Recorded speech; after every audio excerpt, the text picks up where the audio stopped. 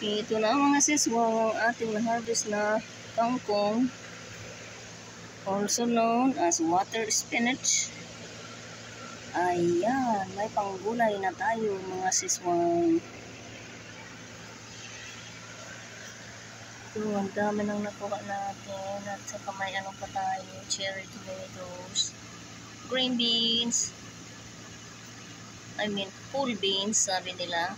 Full beans ang ating naitanim. Ayan, and then may dalawa tayong talong, may bell peppers, and nakasulti tayo ng isang malaking tomatoes. Ayan.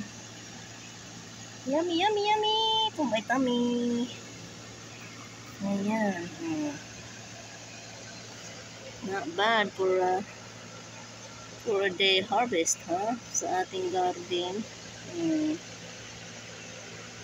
Ano na tayo, pang gulay. Okie dokie.